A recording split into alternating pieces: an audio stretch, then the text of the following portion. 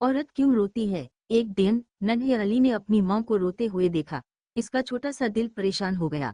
वो अपनी माँ के पास गया और मासूमियत से पूछा, माँ आप क्यों रो रही हैं?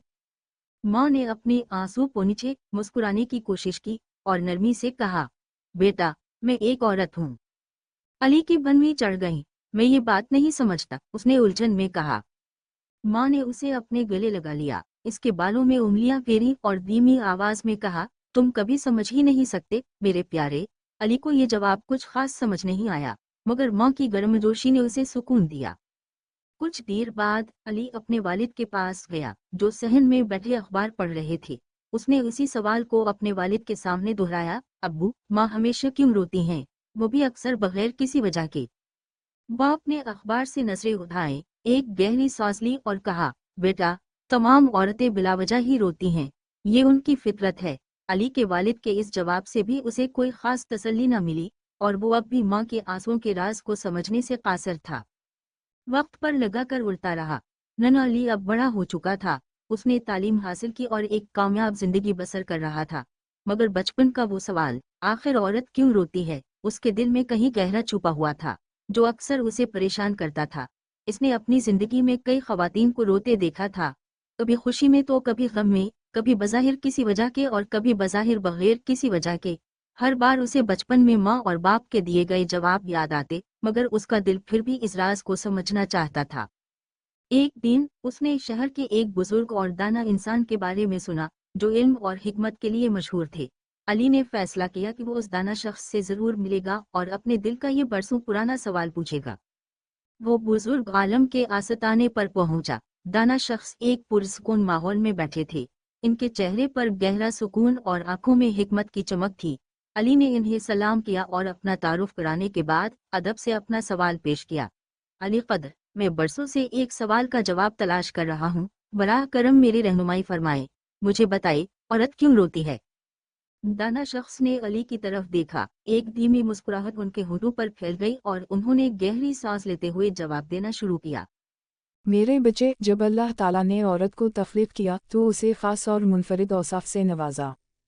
इन्होंने अपनी बात जारी रखी। सबसे पहले अल्लाह ने उसे मजबूत कंधे अता किए ताकि वो दुनिया का तमाम बोझ उठा सके। ये बोझ सिर्फ जिस्मानी नहीं होता, बल्कि इसमें खानदान की जिम्मेदारियां, रिश्तों को निभाना और हालात का मुकाबला करना भी शामिल है।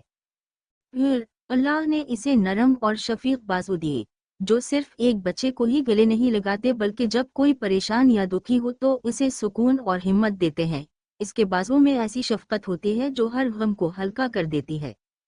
अल्लाह ने उसे अंदरूनी ताकत और बर्दाश्त दी ताकि वो बच्चों को जन्म दे सके, जो कि एक अजीम तकलीफ दह अमल है। और सिर्फ इतना ही नहीं, वो उस वक्त भी सब्र करे जब वही बच्चे बड़े होकर उसकी नाफरमानी करे या उसे दिख पहुंचाए। इसकी क़ुव्वत बर्दाश्त बेमिसाल है।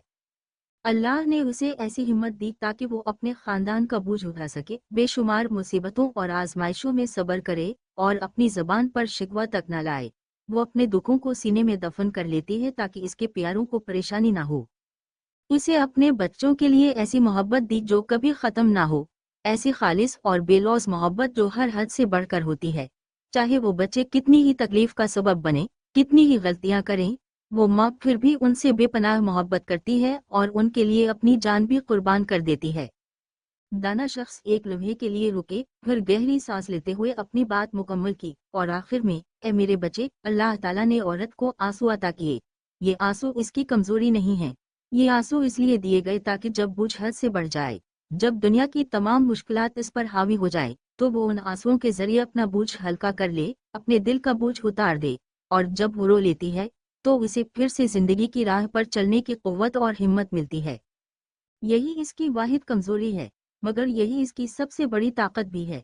ये इसका वो राज है जिसे अक्सर मर्द समझ नहीं पाते।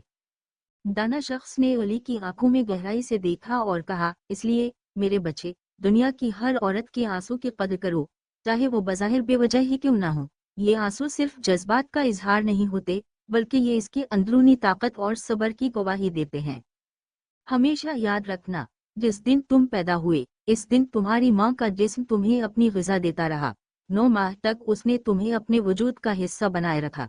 تمہاری ناف کا نشان تمہارے جسم پر ہمیشہ باقی رہے گا تاکہ تمہیں یاد رہے کہ تمہاری زندگی ایک عظیم عورت کی محبت اور قربانی سے شروع ہوئی تھی۔ علی کی آنکھوں میں آنسو آ چکے تھے۔ آج اسے اپنے بچپن کے سوال کا ایسا گہرا جواب ملا تھا جو اس کے دل کو چھو گیا۔ اس نے سر جھکا کر دانا شخص کا شکریہ ادا کیا۔ آج وہ ماں کے آنسوؤں کا راز سمجھ چکا تھا۔